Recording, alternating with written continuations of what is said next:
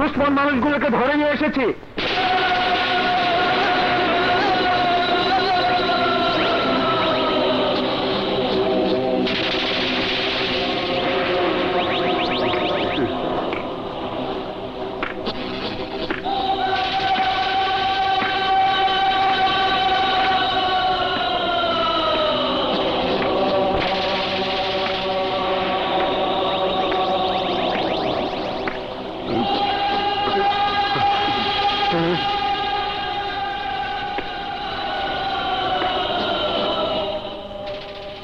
Director of industries, ইন্টারভিউতে পাশ করার পরেও যোগ্য লোকদের চাকরি না দিয়ে তার বিনিময়ে অযোগ্য লোকদের চাকরি দিস। তুই একটা হারামখোর, ভুয়া আদম ব্যাপারী। বিদেশে পাঠাবার নাম করে দেশের সহজ সরল নিরীহ মানুষদের ভিটে বাড়ি বিক্রি করা টাকা নিয়ে ওদেরকে বিদেশে না পাঠিয়ে ওই টাকা দিয়ে তোমরা বাড়ি গাড়ি বানাও, আরামায়েশে দিন কাটাও। আর ওই মানুষগুলো সবকিছু হারিয়ে শেষে পাগলের মতো রাস্তায় রাস্তায় ঘুরে বেড়ায়। তুই সারা একটা বেজন্মার বাচ্চা। নেতা, রাজনৈতিক নেতা, ক্ষমতায় যেতে না পারলে সরকারকে গদি থেকে নামানোর জন্য দেশে বোমাবাজি, খুন, ছিনতাই, রাহাজানি এসব করিয়ে দেশে অস্থিরতা, অরাজকতার সৃষ্টি করিস। তুই শালা একটা জাতীয় বেঈমান। এমপ্লয়মেন্ট এক্সচেঞ্জ অফিসার, তোর অফিসের নাম রেজিস্ট্রি করিয়ে বছরের পর বছর ঘুরে মরছে যেসব বেকার যুবকেরা, তুই তাদের চাকরি না দিয়ে মাত্র কদিন আগে যারা নাম রেজিস্ট্রি করিয়েছে তাদের চাকরি দিয়েছিস টাকার বিনিময়ে। তুই শালাই জাতির শত্রু। আমার মতো হাজার হাজার শিক্ষিত বেকার যুবকের সুন্দর ভবিষ্যৎ নষ্ট করে দিচ্ছিস তোরা। তোদের বেঁচে থাকার কোনো অধিকার নেই।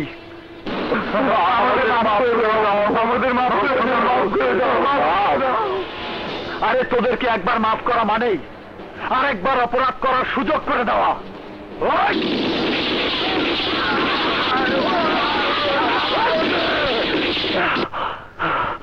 শালা সব কটাকে মেরে ফেলেছি। এবার আরেকটু ঘুমিয়ে নেই।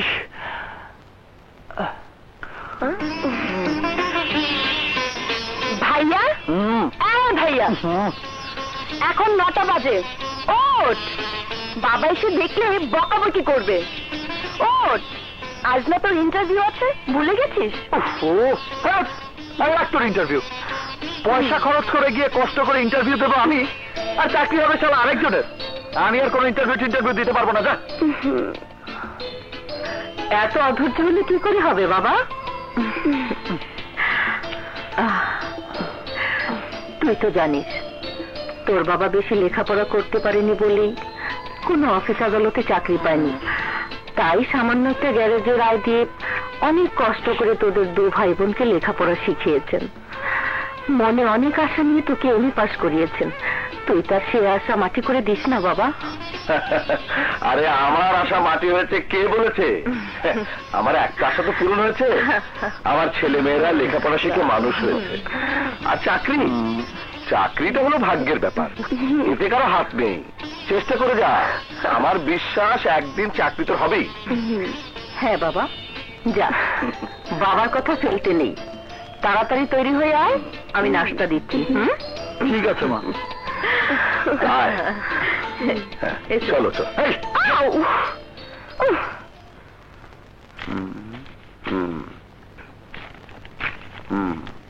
Brilliant, really brilliant.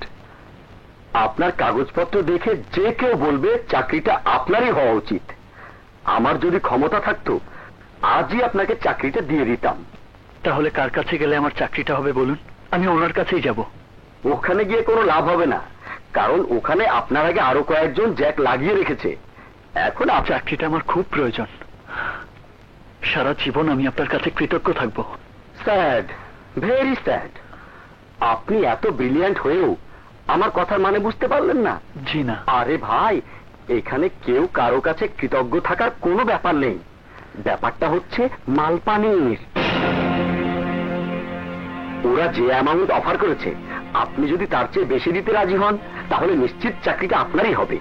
টাকার বিনিময়ে যদি চাকরি দেবেন তাহলে পত্রিকায় বিজ্ঞাপন কেন, ইন্টারভিউ কেন, আর আমার সার্টিফিকেট গুলো দেখলেন কেন? Formality, just formality. পত্রিকায় বিজ্ঞাপন দেওয়া হয় মক্কেল আনার জন্য, আর ইন্টারভিউ বোর্ডে ডাকা হয় মালপানির ব্যাপারটা সেটেল করার জন্য। আর সার্টিফিকেট ওটা কোন রকম একটা দেখাতে পারলেন। আরে আপনি কি করেন?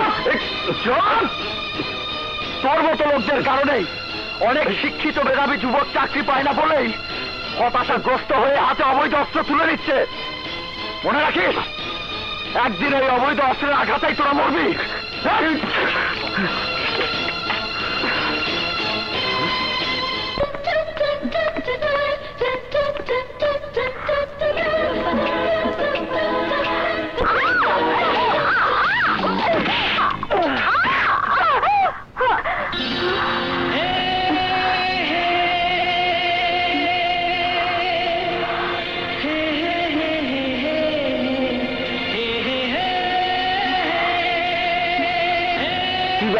এরা উঠবে না? এমন শান্তি পেলে কেউ কি উঠতে চায়?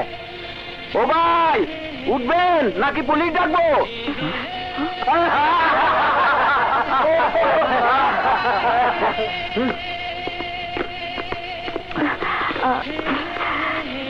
সরি। না না, ঠিক আছে। Thank you.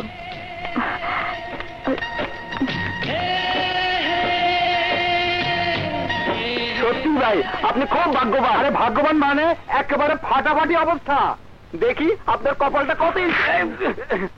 মাফ করবেন, আমি বোধহয় একটু বেশি করে ফেলেছি।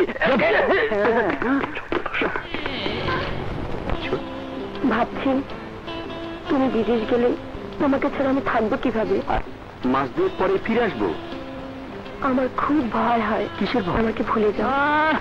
কিভাবে? আরে পাগলি, আমি কি সারা জীবনের জন্য যাচ্ছি? ব্যবসার কাজে যাচ্ছি, মাস দুয়েক পরে ফিরে আসবো। আমার খুব ভয় হয়। কিসের ভয়? তুমি যদি আমাকে ভুলে যাও। আমার বোনকে ভুলে গিয়ে অন্য কাউকে নিয়ে সংসার করবে? আমি তা হতে দেবো না। বেঈমানি করলে আমি ওর মাথা ফাটিয়ে দেবো না। আশেপাশে কোথাও খেলছে?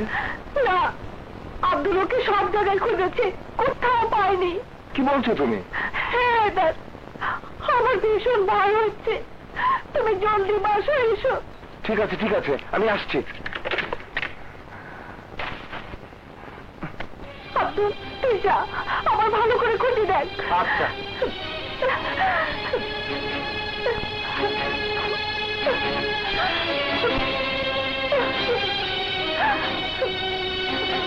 শারমিন, শারমিন, শারমিন, আমাদের খোকা। শারমিন, ধৈর্য ধরো, ধৈর্য ধরো শারমিন, সব ঠিক হয়ে যাবে। খোকাকে আমরা ঠিকই খুঁজে পাবো শারমিন।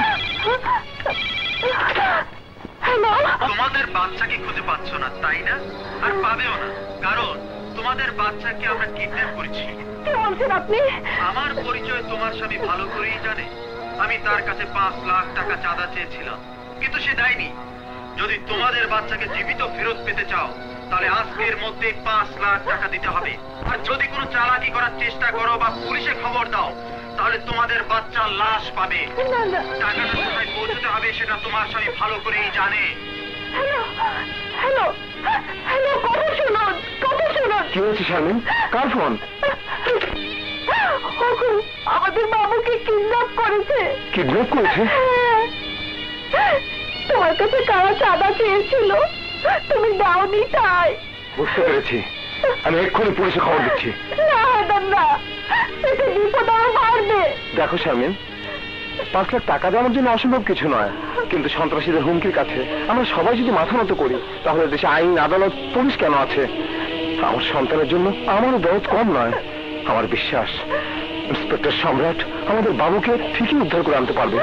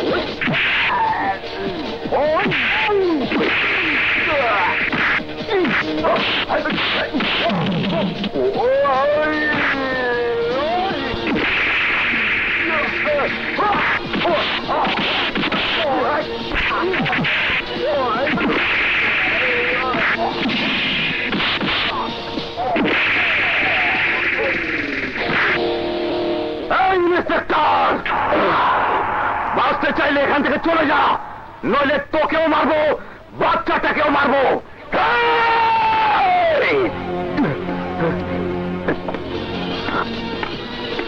খবরদার, সামনে এগোবি না, সামনে এখানে গুলি করে দেবো।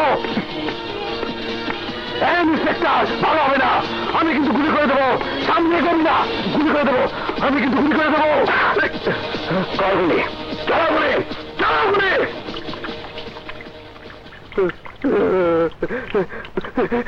ইন্সপেক্টর সাহেব, আমাকে মাফ করে দিন, আমাকে মাফ করে দিন, আমি আর জীবনে এমন কাজ করবো না। আরে বাবা!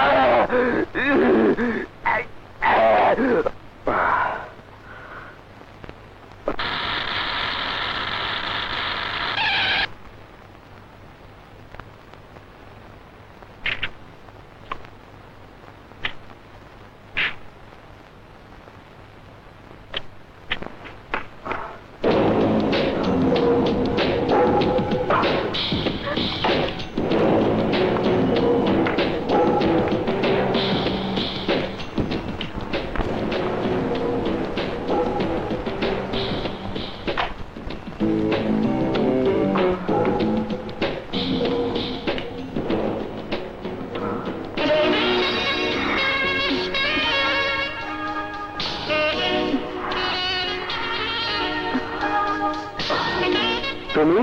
হ্যাঁ, আমি অনেক চেষ্টা করি, সারাদিন তোমাকে ধরতে পারিনি, তাই তো তোমাকে ধরার জন্য বাধ্য হয়ে আমাকে এই কাজ করতে হয়েছে। কিন্তু ম্যাডাম, একজন পুলিশ অফিসারের ঘরে তালা ভেঙে ঢোকার অপরাধে আমি তোমাকে অ্যারেস্ট করতে পারছি। লোহাই গড়া হাত গড়া পড়া, আদালতে বিচার করে জেলখানা পাঠা।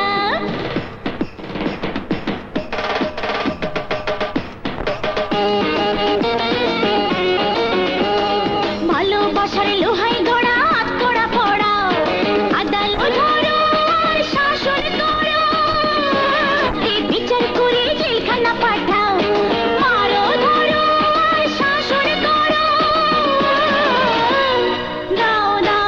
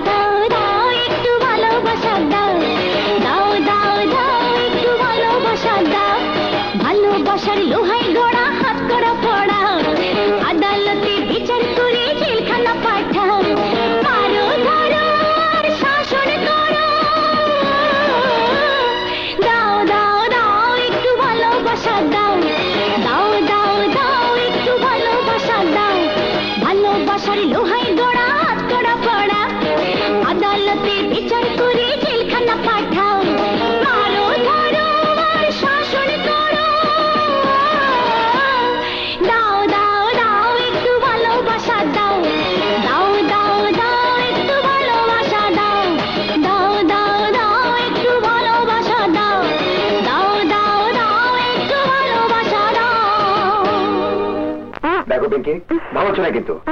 স্যার জানতে পারলে আমার চাকরিটা যাবে। চাকরি যাবে না প্রদয়, বরং প্রমোশন হবে।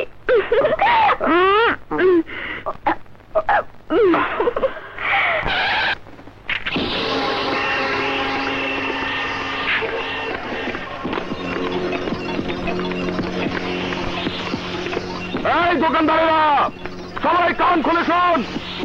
আগামী 1 মাসের মধ্যে এই জায়গা খালি করে দিবি, কারণ এখানে এক বিশাল অত্যাধুনিক মার্কেট তৈরি করা হবে। আমাদের জায়গা ছেড়ে আমরা চলে যাব, এটা কেমন কথা? হ্যাঁ, এটাই কথা, এবং এটা আসলাম শেঠের কথা। আর আসলাম শেঠের কথা অমান্য করলে শুধু জায়গা নয়, দুনিয়া ছেড়ে চলে যেতে হবে। কথাটা মনে থাকে যেন। এই চল।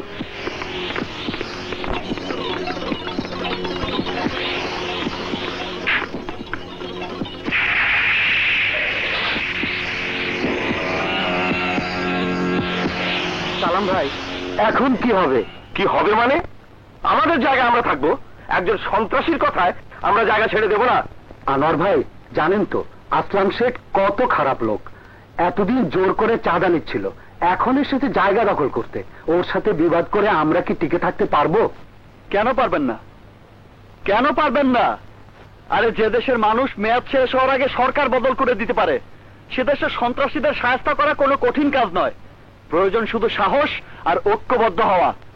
বাবারে, এই দুনিয়াতে ওই জিনিসটারই বড় অভাব। বিপদ দেখলে মৃত্যু ভয়ে যে যার প্রাণ নিয়ে পালাতে থাকে। এভাবে পালিয়ে বেশি দিন বাঁচা যায় না, সবাইকেই একদিন মরতে হবে। আর মরার আগে অন্যায়ের বিরুদ্ধে যুদ্ধ করে মরাটাই হচ্ছে সত্যিকার মানুষের ধর্ম। আরে আমার তো ইচ্ছে হচ্ছে এক্ষুনি গিয়ে ওর হাড় মাংস গুঁড়ো করে দেই। এই তুই থাম, তুই থাম। আমাদের ব্যাপার আমরা বুঝবো, তোকে এর মধ্যে নাক গলাতে হবে না। তুই তোর কাছে যা, যা যা বলছি। আরে যাচ্ছি যাচ্ছি।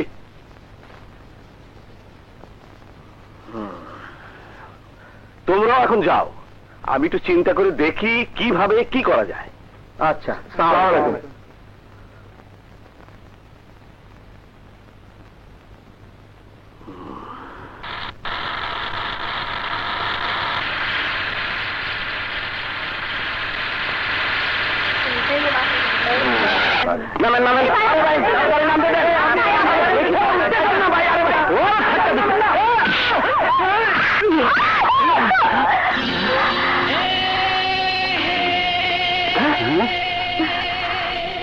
আরে এরা তো দেখছি ওই দুইজন। হ্যাঁ, কি সর্বনাশ! আবার একটার উপর আরেকটা। আমি তাই তো দেখছি।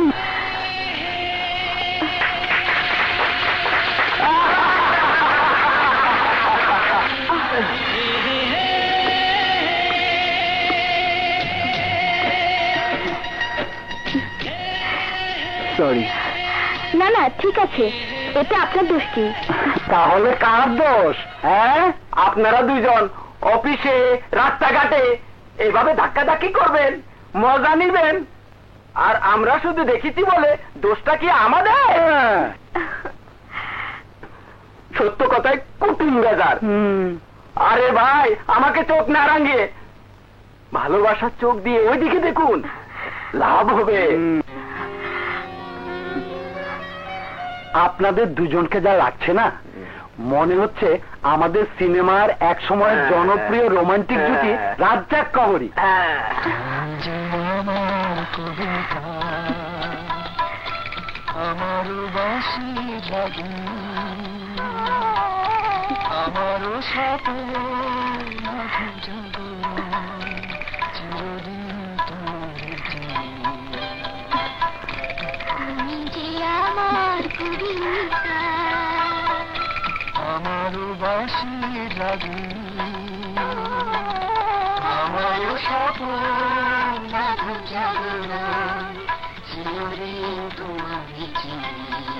বলি, এইভাবে আর কতদিন চালাবেন?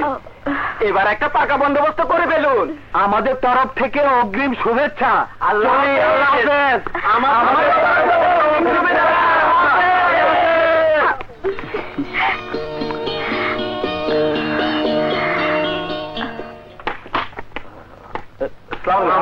ওয়ালাইকুম আসসালাম। কি ব্যাপার, দল বেঁধে সবাই থানায় কেন?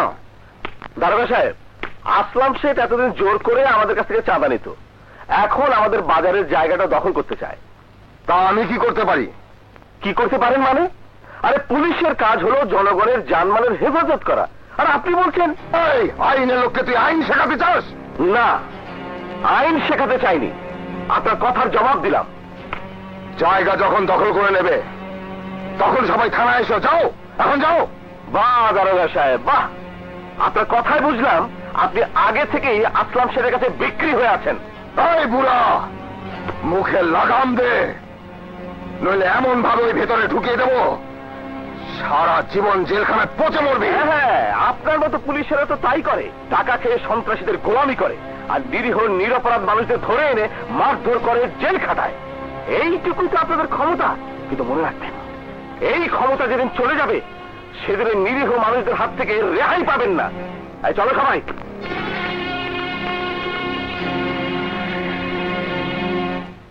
কি নাম আপনার? ইলেকশনের সময় তো আপনি আমার নাম খুব মনে রাখতেন, আর এখন ভুলে গেছেন। ভুলে গেছেন ইলেকশনের আগে জনগণকে দেয়া কথা। দেখুন আনোয়ার মিয়া, আমি কোনো কিছুই ভুলে যাই না। পরিবেশ পরিস্থিতির কারণে অনেক সময় অনেক কিছুই ভুলে থাকতে হয়, আর এটাই হচ্ছে রাজনীতি। তা আপনাদের প্রবলেমটা কি? প্রবলেম আমাদের বাজারের জায়গা। গত 15 বছর ধরে আমরা ওখানে ব্যবসা করছি, বসবাস করছি। আপনি তো জানেন কেমন ছিল ওই জায়গা। পুরো শহরের ময়লা আবর্জনা এনে ফেলা হতো ওখানে। সাপ বিচ্ছুর বাসা ছিল ওই জায়গা। লোকজন ভয়ে দিনের বেলা ওখানে যেত না। আমরা শরীরে রক্ত পানি করে নিজেরা মাথায় করে মাটি এনে ভরাট করে ওখানে দোকানপাট, ঘর বাড়ি, বাজার বানিয়েছি। আর এখন আসলাম শেঠ, একজন কুখ্যাত সন্ত্রাসী, জোর করে আমাদের ওই জায়গা দখল করতে চায়। আমরা কখনো এটা হতে দেব না। এমপি সাহেব, আমরা আশা করছি আপনি একটা এই কাজে তোমরা যদি ভয় পাও তাহলে ওই জায়গা দখল না হওয়া পর্যন্ত তোমরা দুজন চোখ কান বন্ধ করে ঘুমিয়ে থাকবে।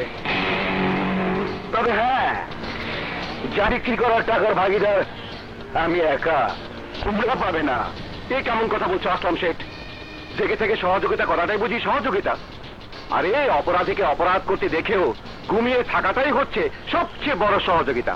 এর জন্যই তো টাকার ভাগটা আমাদের বেশি হওয়া উচিত আসলাম ভাই। আসলে তোরা পুলিশ আর পলিটিশিয়ানরা বড়ই ক্রিমিনাল। সত্যি আমাদের সম্পর্কের শুরুটা খুবই ইন্টারেস্টিং। দুজনই ঘর থেকে বেরিয়েছিলাম চাকরির খোঁজে, কিন্তু চাকরি পেলাম না। পেলাম দুজন দুজনকে। আল্লাহ যা করেন ভালোর জন্যই করেন। যদি আগে চাকরি পেয়ে যেতাম তাহলে তোমাকে পেতাম না। দাদা দাদির মুখে শুনেছি মেয়েরা হলো লক্ষ্মী। আর আমি কি শুনেছি জানো? মেয়েদের কাছে সবচেয়ে মূল্যবান সম্পদ হলো পুরুষ মানুষ। একদিকে লক্ষ্মী আর একদিকে সম্পদ, দুটো যখন এক হয়েছে তখন নিশ্চয়ই এবার আমাদের চাকরিও হবে।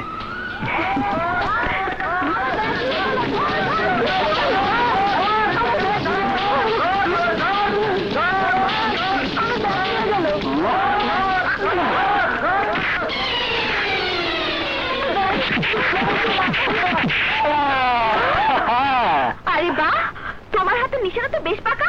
আরে আর কি, ছোটবেলায় আরো পাকা ছিলাম। আমি যখন ল্যাংটা ঘুরে বেড়াতাম তখন বন্ধুদের সঙ্গে বাজি ধরে চোখ বন্ধ করে ঢিল মেরে কাঁচা কাঁচা আমের ভেতর থেকে পাকা আম পারতাম। ও মা, কি সাংঘাতিক! সত্যি বলছো? কেন সন্দেহ হচ্ছে? সন্দেহ হলে বাজি ধরে পরীক্ষা নিতে পারো। বাজিটা কি হবে? আমি যদি হেরে যাই তোমাকে আমি চাইনিজ খাওয়াবো, আর তুমি যদি হেরে যাও তাহলে আমাকে কি খাওয়াবে বলো? তুমি বলো। তুমি আমাকে বলো রাজি? কি হলো, রাজি? ওকে, ডান।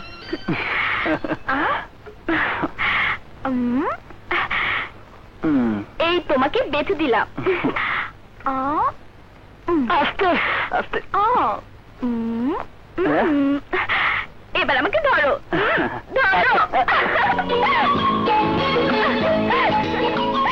কোন দিকে গেল?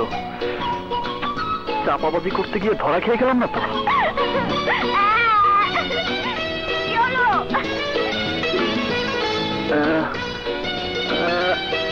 আরে কোন দিকে যাই? কোন দিকে কোন দিকে? ধরেছি।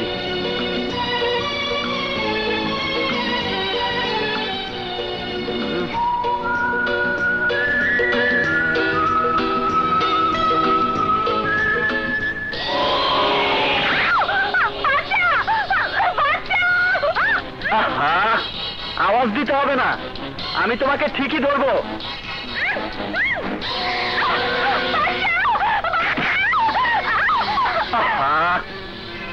বললাম তো আওয়াজ দিতে হবে না, আমি তোমাকে ঠিকই খুঁজে বের করবো।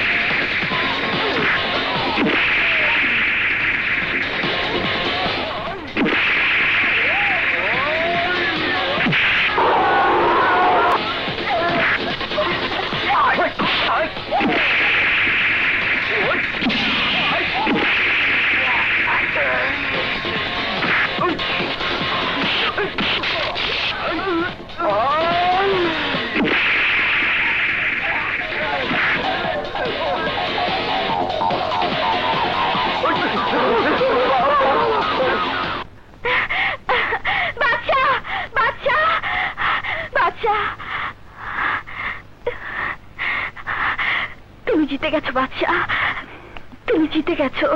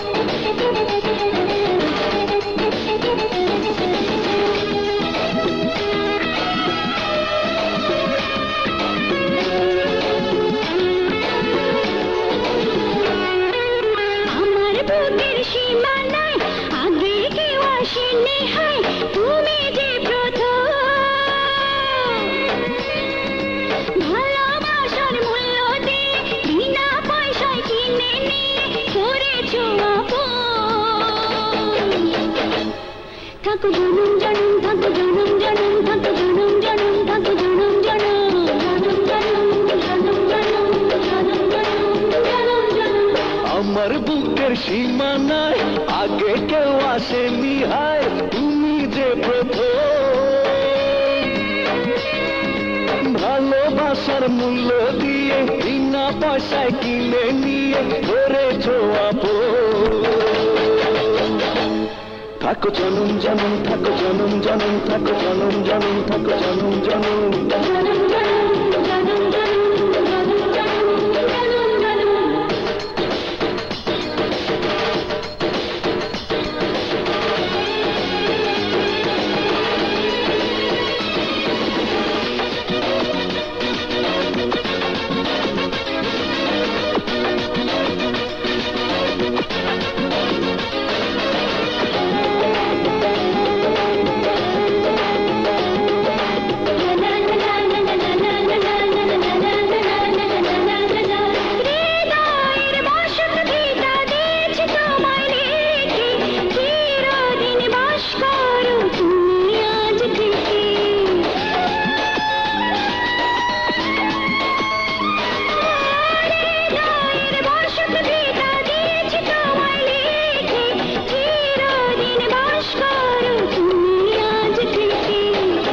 সারাটা জীবন ধরে রেখো গো আপন করে, এই তো শপথ। থাকো জনম জনম, থাকো জনম জনম, থাকো জনম জনম, থাকো জনম জনম।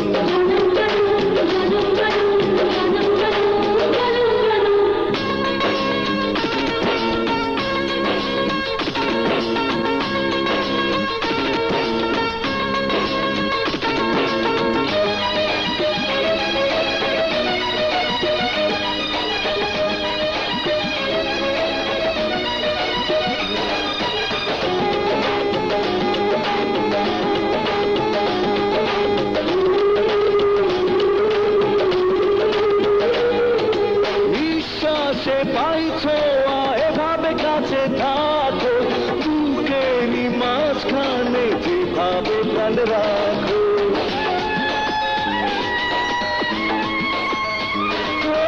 নিঃশ্বাসে পাইছো এভাবে কাছে থাকো, বুকেরই মাঝখানে যেভাবে প্রাণ রাখো। ভালোবাসা চাদর দিয়ে দু চোখের আদর দিয়ে করবো যত। থাকো জনম জনম, থাকো জনম জনম, থাকো জনম জনম, থাকো জনম জনম, জনম জনম, জনম জনম। আমার বুকে সীমা নাই, আগে কেউ আসেনি, হায় তুমি যে প্রথম। ভালোবাসার মূল্য দিয়ে বিনা পয়সায় কিনে নিয়ে করেছো আপন। থাকো জনম জনম, থাকো জনম জনম, থাকো জনম জনম, থাকো জনম জনম, জনম জনম, জনম জনম, জনম জনম, জনম জনম। আমার বাচ্চার পছন্দ আছে। আমি এমন একটি লক্ষ্মী মেয়ে মনে মনে আশা করছি। আশা করেছিলে মা? আমার ছোট বোন। আমি আখি। আমি সোনিয়া। সোনিয়া নেই, বলুন মিসেস সোনিয়া। এখনো হয়নি। এসে যখন পড়েছেন খুব তাড়াতাড়ি হয়েও যাবেন। কি বলো বললো? আলহামদুলিল্লাহ। আখি, তুই ওকে নিয়ে গল্প কর, আমি রান্নাঘরে যাচ্ছি। আচ্ছা। পাগল জানি কোথায়। চলুন ভাবি, চলুন। আপনি আমার ঘরে চলুন। আরে চলুন মানে? আমি এখানে একা একা বসে কি করব? কি করবে মানে? তুমি বসে বসে পাহারা দাও আমাদের ননদ ভাবির প্রথম আলোচনায়। কেউ যেন ডিস্টার্ব করতে না পারেন। ওকে, বাই। চলুন ভাই।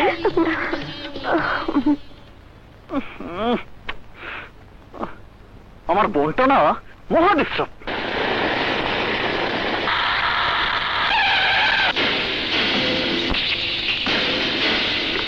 এই থানা কারা গিয়েছিল বল? কারা গিয়েছিল বল? এমপির কাছে যাও কমপ্লেন করতে। থানায় কে গিয়েছিল?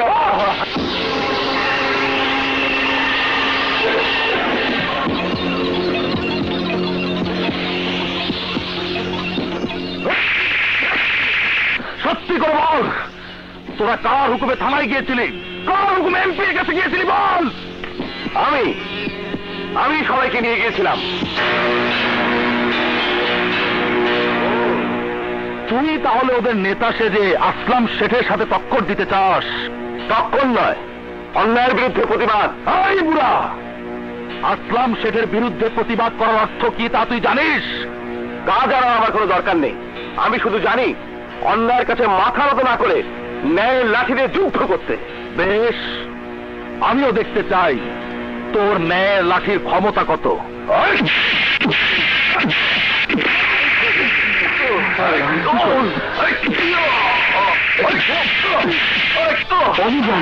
তাড়াতাড়ি যা, বাচ্চাদের খবর আসছো।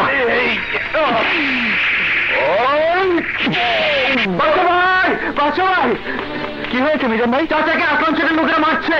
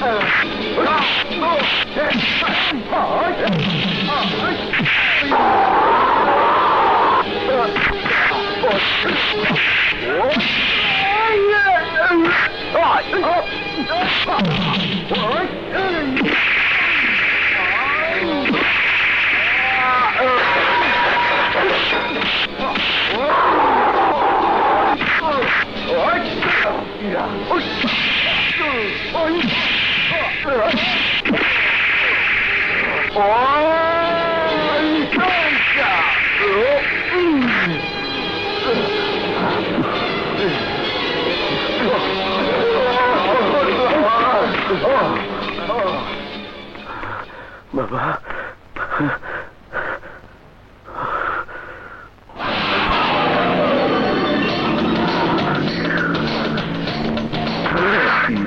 ইয়ে মানে আসলাম ভাই, আসলাম ভাই, আপনি যদি বলেন ওই শালাকে ধরে এনে শরীরের হাড় মাংস এক করে দেবো। এই পুলিশ, এই মামলা তোর নয়, এই মামলা আমার।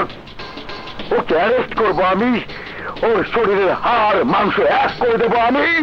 এ তুমি কি বলছো? আমার চোখের সামনে আমার বাবাবে আর আমি সন্তান হয়ে মাটির মূর্তির মতো দাঁড়িয়ে থাকবো? আহা, ওরা সন্ত্রাসী, ওদের কোনো বুক পিট নেই, নেই কোনো ঘর বাড়ি, নেই কোনো পরিচয়, তাই ওরা রাস্তার কুকুরের মতো যখন যা ইচ্ছে তাই করে। কিন্তু তুই তো ওদের মতো করতে পারিস না। কেন পারবো না? যে কুকুরের অভ্যাস মানুষকে কামড়ানো তাকে মেরে ফেলাই উচিত। আমি মারবো, আরো মারবো, মারতে মারতে একদিন মেরেই ফেলবো। দেখ বাবা, তুই আমাদের একমাত্র ছেলে, তোর যদি কিছু হয়ে যায় তখন আমাদের কি হবে একদিন ভেবে দেখেছিস? একদিকে পুলিশ, অন্যদিকে আসলাম শেখ, ওরা এর বদলা।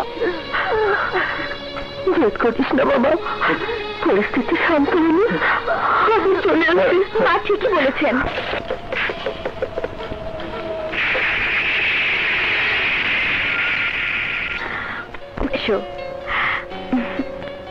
মা, ও বাচ্চা।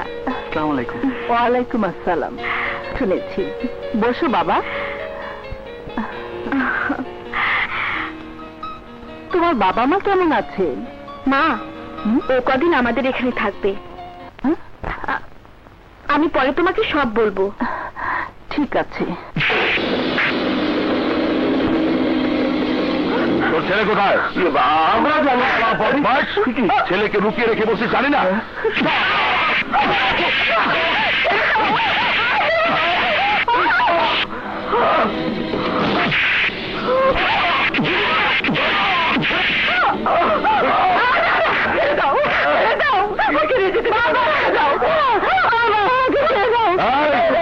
এই বুড়া মেয়েটা নিয়ে চল।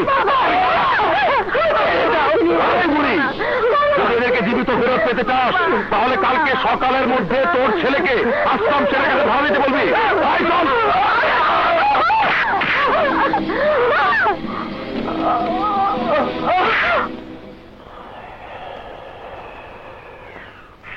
ভাই, বাচ্চাকে পাইনি, তার বাবা আর বোনকে নিয়ে এসেছি।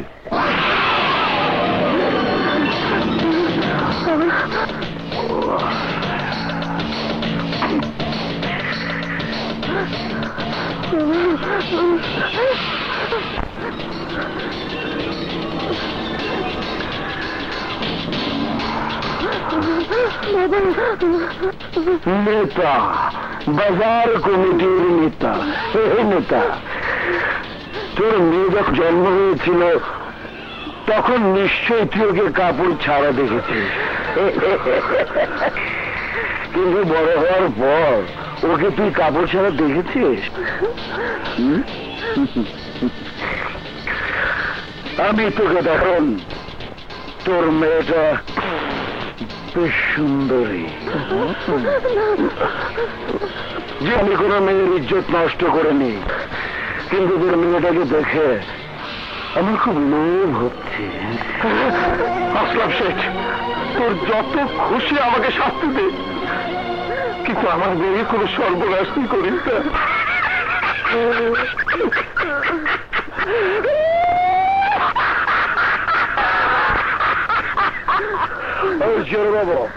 জোর বাবু, ওট নেতা, নিশ্চয়ই ছেড়ে দেবো, কিন্তু আগে ছাড়বো তোকে।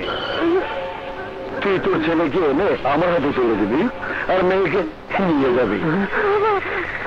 আর যদি তা না করিস তাহলে তোর মেয়েকে আমি উল্লঙ্ঘ করে খোলা বাজারে সবার সামনে রেড করব। আমি আছি।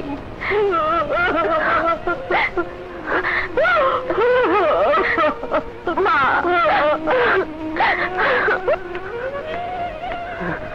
বাবা, আখি কোথায়? আখিকে আসলাম সেটা আটকে রেখেছে। ওর এত বড় সাহস! চল আমার সাথে। বাবা দেখ, বাবা তুই আমার সন্তান, আমার রক্ত। জেনে শুনে বাবা হয়ে তোকে আমি বিপদের মুখে ঠেলে দিতে পারি না, কিন্তু বাবা আমি যদি নিরুপায়, তুই যে কাজ করতে যাচ্ছিস সেটা করার জন্য আমি তোকে অনুরোধ করতাম। বাবা, বাবা তুমি এমন করছো কেন? আমি তো কিছুই বুঝতে পারছি না। আসলাম সে শর্ত দিয়েছে, যদি আমি আমার মেয়েকে ফেরত পেতে চাই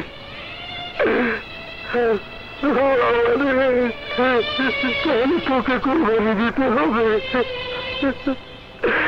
আজ পর্যন্ত কোনো বাবা বোধ হয় এমন কঠিন পরিস্থিতির মুখোমুখি হয়নি। আল্লাহ যেন এমন পরীক্ষা আর কাউকে না ফেলে। যাওয়ার আগে তুই আমার সাথে ওয়াদা কর, আসলাম শেখ তোকে যাই করুক তুই কোনো জবাব দিবি না। হতে পারে কিছুক্ষণ পর ও রাগ করে গেলে তোকে ছেড়েও দিতে পারে। একদিকে তুই, অন্যদিকে তোর মনের ইজ্জত। ওয়াদা কর বাবা, ওয়াদা কর। আমি কিছুই বলবো না। চলো বাবা।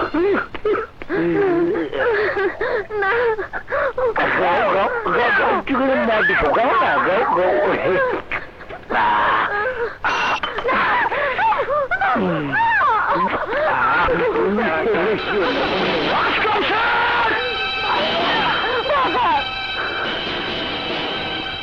আমাকে চেয়েছিস, আমি এসেছি, এবার আমার বোনকে ছেড়ে দে। যাও যাও, চলে যাও, তোমার বাবা মায়ের কাছে যাও।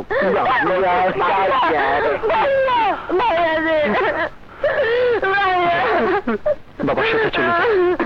না, আমি তোকে ছেড়ে যাবো না। পাগলামি করিস না, আমি যা বলছি তাই কর। বাবা, বাবা ওকে নিয়ে চলে যাও। যাও বাবা। আসলাম শেখ, ওদের আটকাচ্ছিস কেন?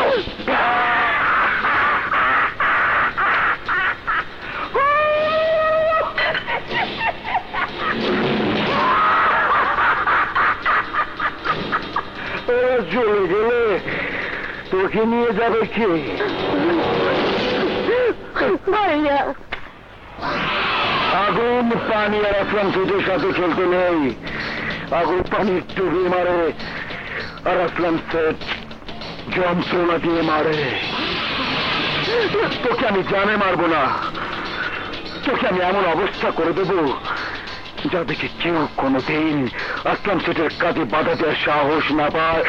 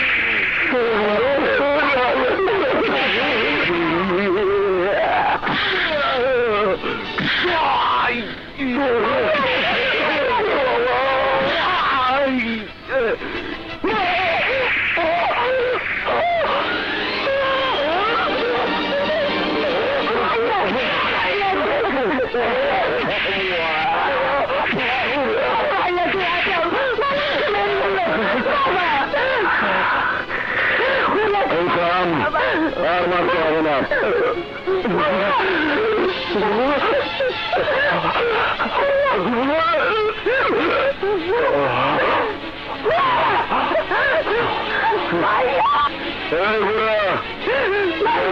তোর ছেলে গিয়ে যা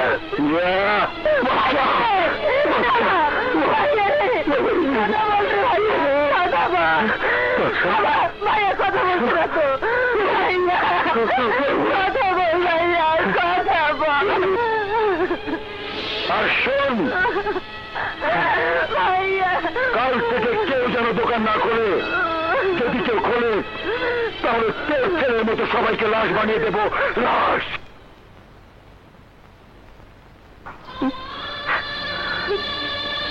তুমি কাঁদছো কেন মা?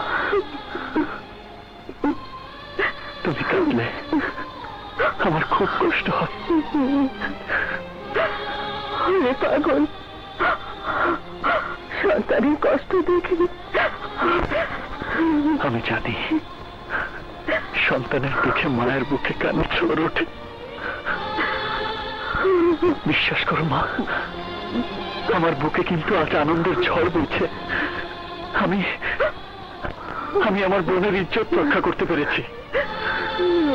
আমি দোয়া করি বাবা, আল্লাহর কাছে দুহাত তুলে দোয়া করি তোমার মতো সন্তান, তোমার মতো ভাই যেন বাংলাদেশের প্রতিটি ঘরে ঘরে জন্ম নেয়। বাবা, ডাক্তার কি বলেছে? ডাক্তার বলেছে এক্সরেতে তেমন কোনো সমস্যা দেখা যায়নি। দু একদিনের মধ্যেই তোকে আমরা বাসায় নিয়ে যেতে পারবো। তুই বাসায় গেলেই আজাদ আখিকে বউ করে ঘরে নিয়ে যাব। এ তো মহা খুশির খবর। আমাদের আখিমণি লাল বেনারসি পরে বউ সাজবে, আর আমরা নাচবো, গাইবো, আনন্দ করবো, তাই না কি?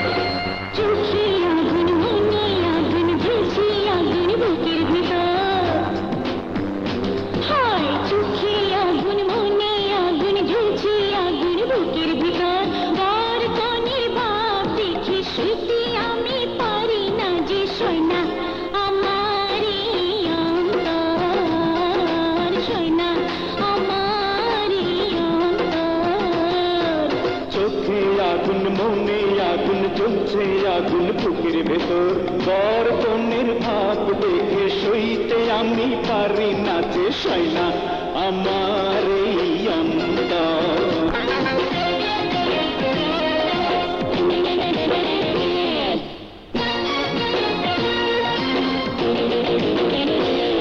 একটা বাড়ি দাও, বাড়ি দাও, দাও না একটা ফুলের বিছানা, আমার বুকে থাকবে সুখে, হৃদয় হবে ঠিকানা।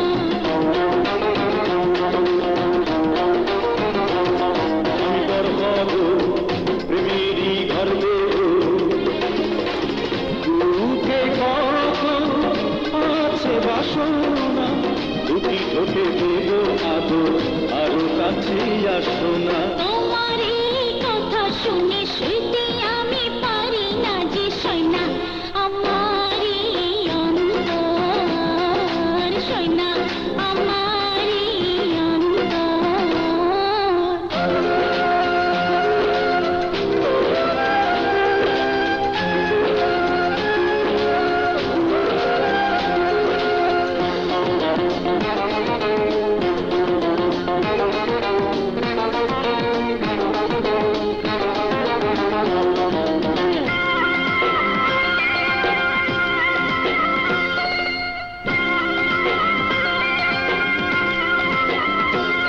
আমায় কুড়িয়ে দাও, এ মনটা ধরিয়ে দাও, প্রেমের বাঁধনে আমায় বাঁধো না, জীবন ভরে থাকো অন্তরে, এই তো আমার সাধনা। ঠান্ডা পানি দাও, প্রাণটা জুড়িয়ে দাও, এই দুটি হাতে হাত রাখো না, শীতল করো সোনা রঙ, একটু সুখী থাকো না। তোমার এই কথা শুনে সইতে আমি পারি না যে সৈনা আমার এই অন্তর, সৈনা আমার এই অন্তর। চোখে আগুন মনে আগুন ঝুলছে আগুন বুকের ভিতর, চোখে আগুন মনে আগুন ঝুলছে আগুন বুকের ভিতর।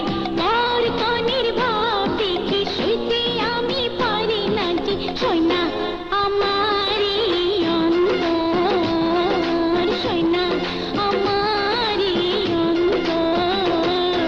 চোখে আগুন মনে আগুন জ্বলছে আগুন বুকের ভেতর, বর কনের ভাব দেখে সইতে আমি পারি না যে সৈনা আমার এই অন্তর, সৈনা আমার এই অন্তর।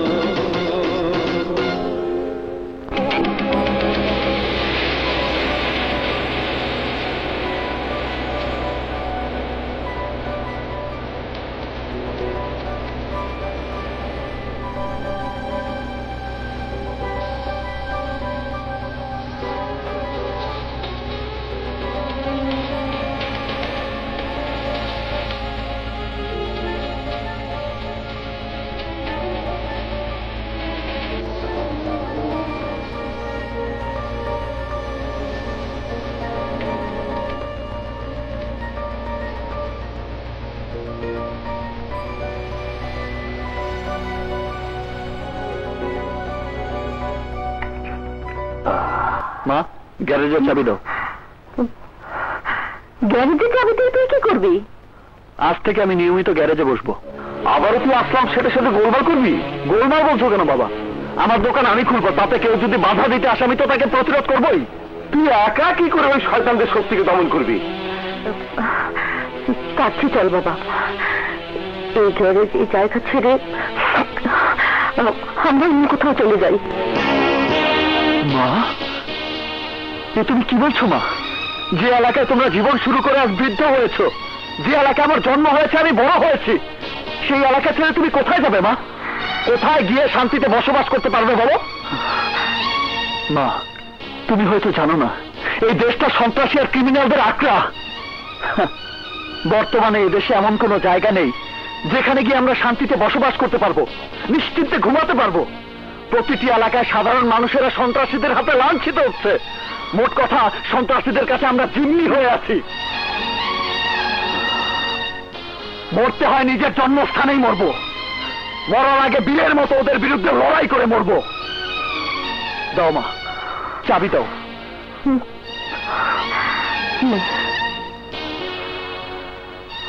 ভয় করো না মা, ওরা তোমার সন্তানকে মারতে পারবে না। সেদিন আমি হেরে গিয়েছিলাম আমার বাবার মান সম্মান আর আমার বোনের ইজ্জত রক্ষা করার জন্য।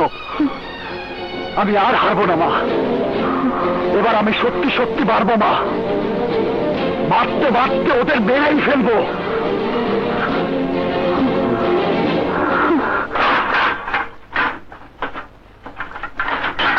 বাচ্চা, তুমি কি করছো? তুমি তো আমাদের সবার জন্য মরণ ডেকে আনছো। তোমাদের বেঁচে থেকেও কোনো লাভ নেই। আরে তোমরা তো মেয়ে মানুষের চাইতেও অধম।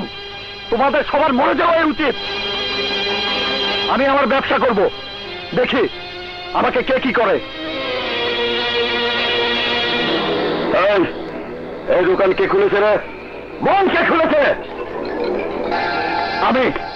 আমি খুলেছি। তোর এত বড় সাহস, তুই আসলাম সেটার হুকুম অমান্য করেছিস? তোকে না সেদিন কুত্তার মতো মারলো?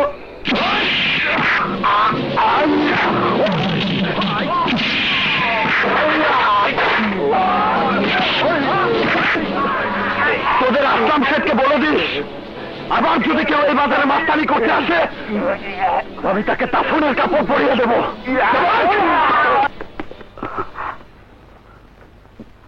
দেখেছ? আরো দেখবে, তোমরা আরো দেখবে।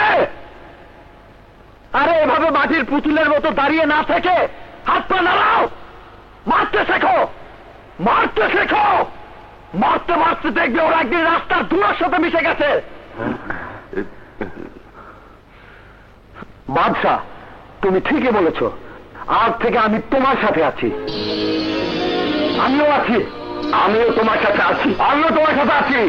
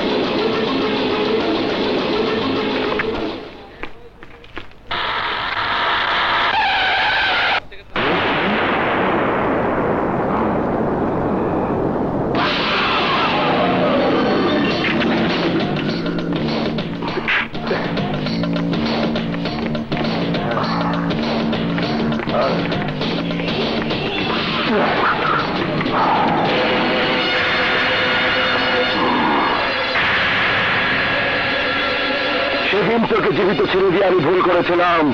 আজ সেই ভুলের মাসুল তোকে তোর জীবন দিয়ে দিতে হবে। আগুন পানি আর সেন্সেটের সাথে খেলতে নেই। আগুন পড়িয়ে মারে, পানি ডুবিয়ে মারে, আর আসলাম সেট যন্ত্রণা দিয়ে মারে।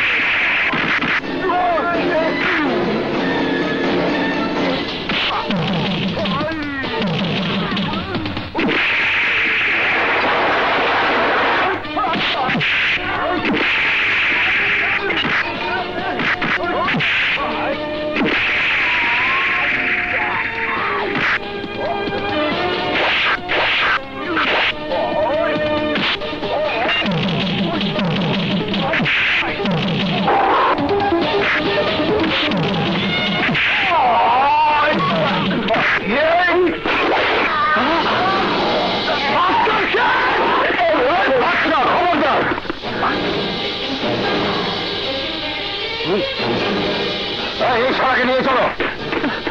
আমি খুন করিনি, আমি খুন করিনি। খুন করেছে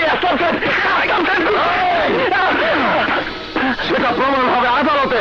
চলো জানান, জানান আমার ছেলেকে কেন নিয়ে যাবেন? আমার ছেলে তো কোনো অন্যায় করেনি।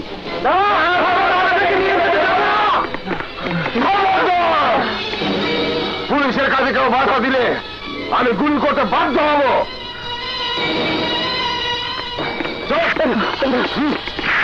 চল।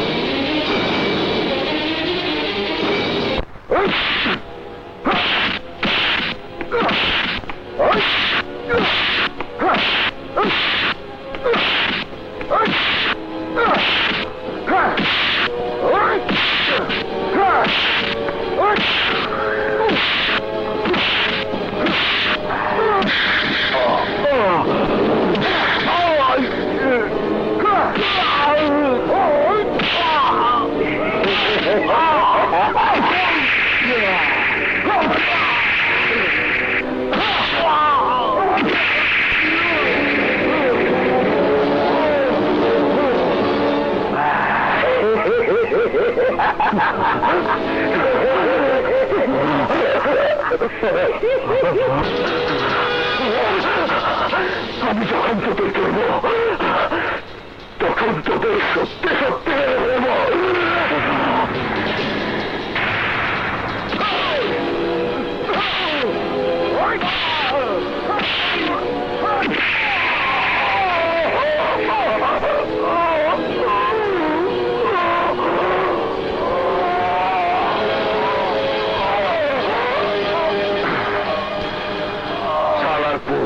আমাকে চিনবি না, চিনবি।